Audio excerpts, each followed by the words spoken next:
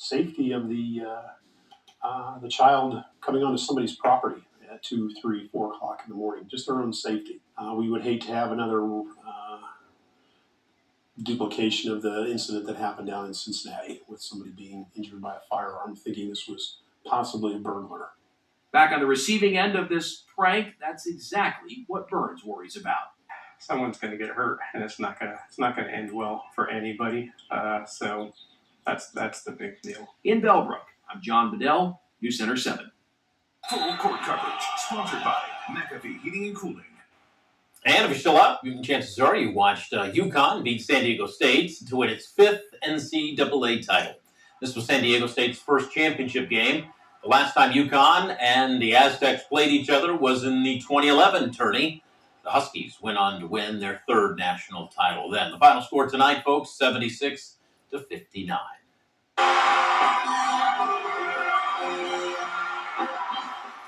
Yeah, big crowd in Baton Rouge today as LSU fans welcome home their Lady Tigers. The team beat Iowa in the NCAA Women's Basketball Championship yesterday. There is no way I would have ever told you we were going to do this in 2 years. No coach can ever put a timetable on championships. I am blessed. I am blessed that I had the opportunity to come back home. I am blessed that these young ladies chose to come play for us. We didn't have a ring to sell. Yeah, there were 9 new players on that team this year. This is LSU's first women's basketball championship and Coach Mulkey's 4th title. The other 3 were when she coached with the Baylor Bears. And WHIO's Orange Zone Hoops edition is going to tip off one final time this season Sunday. News Center 7's John Bedell and WHIO Radio's Larry Hanskin is going to break down tonight's championship game. ODOT will soon take down a traffic light in Greene County at an intersection. Now here's a map showing the location. It's at the intersection of State Route 235 and Medway Road. That's between Fairborn and Huber Heights. ODOT said changes in traffic patterns is the reason for this change. Before it's removed, the flashing light, well, it will flash yellow for 90 days to prepare drivers for that change. Tonight, we're hearing from a Minnesota mother whose 4-year-old daughter is alive because another family chose to donate their child's heart. 3 years ago, Bianca's mother noticed her daughter wasn't well. She was later diagnosed with restrictive cardiomyopathy, an extremely rare condition that won't allow the heart muscle to relax normally. Bianca spent 6 months at the Mayo Clinic before a heart became available. Her surgery was a success. We can't thank that family enough for, in the hardest time, choosing life and choosing to donate their child's organs because they saved our daughter's life. Now, Bianca's surgery was a success, and she returns to the Mayo Clinic about once a month to check on her new heart.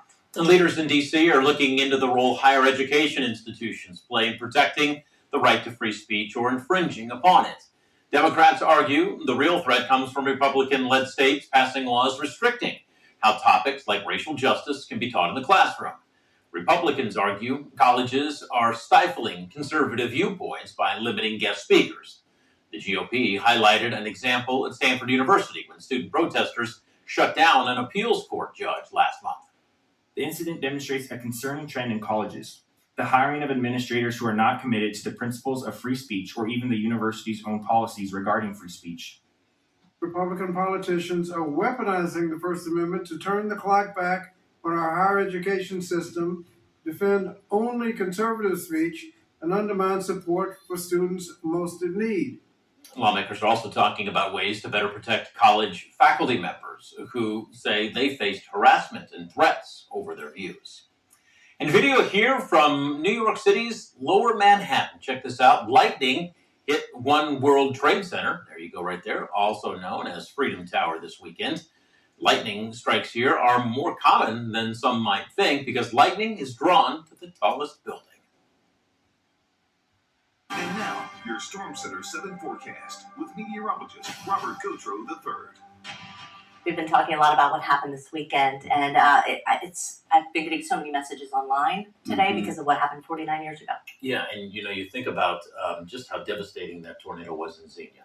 and how many lives were lost. And still, people all these years later across the country still remember that day, Robert. I know, and with lightning, wind and hail, that's when, they'll issue severe thunderstorm warnings, but tornado obviously as well. And so the storm that moved through in 1974 was the strongest storm of that entire outbreak, and you can see how it crossed Xenia right downtown. In fact, it was the only F5 it was the only F5 to actually strike a major town. Now we have the EF scale, the Enhanced Vegeta scale. The only one prior to that was actually in Lubbock, Texas. Damage in the Arrowhead neighborhood totaled 300 homes. Xenia High School was destroyed, St. Bridget as well. Damage or destroyed half of Xenia. Next year, the 50th anniversary, and many of you remember Gil Whitney during that coverage as well, received many messages. I've actually received coverage, videos of the coverage, and it was a terrifying night, terrifying event. But today, we're looking at some pretty quiet conditions, actually. Look how warm it is, 62 degrees in Dayton. That's right now at 12:34 a.m. It's going to be a fairly mild night. And what you're seeing here, it's not rain. Sometimes the radar will pick up what's called ground clutter. It picks up things from the ground, especially if there's some warm air above us. Sometimes it'll kind of bend the radar beams. We're not actually seeing rain at the moment, but we are expecting some mild temperatures tonight and even warmer temperatures likely tomorrow. Now, as we move into tomorrow, you can expect temperatures to likely reach the 70s. We're already a lot warmer than where we are yesterday, so that's the way we're trending. We're trending warmer many places, at least 20 degrees warmer than where they were this time yesterday morning. A 22-degree difference in Xenia, 19-degree difference in Dayton. Now, high temperatures today, a lot of us did make it into the 70s, but we are looking to get a little bit warmer than this moving into tomorrow. Now, over the next 24 hours, you can see we're getting down to the low 50s, at least tonight, that's it. And then into tomorrow, the mid-70s. So if we hit 75 degrees, well, we hit that just a few weeks ago, not that long ago. But if we hit 76, the last time we were that warm was October 24th, and that's what we're forecasting for the high tomorrow. So we're at least forecasting a high that we haven't seen in at least that long. If we hit 77, well, the day before, that's when we got that high. So we're looking at warm temperatures tomorrow, and then we expect a chance for some severe weather. Not looking at much rain here. Most of the rain is up in Michigan. We were looking at the chance for a few of those to make their way down south, but most of us stayed dry this evening. Now, as we move into the next several hours, you can see Tuesday, the chance for a stray shower, that's possible, but zooming into Wednesday, we're expecting a line of some showers, perhaps a few storms that come in the afternoon or as late as the early evening hours, and I mentioned that chance for severe weather, so that's something we'll have to watch. But Easter weekend, looking pretty dry, with temperatures in the 70s for Easter Sunday. Robert, thank you. Well, the next time you fill up your gas tank, you'll likely pay more. The message from the biggest oil-producing countries likely is not going to do your bank account any favors.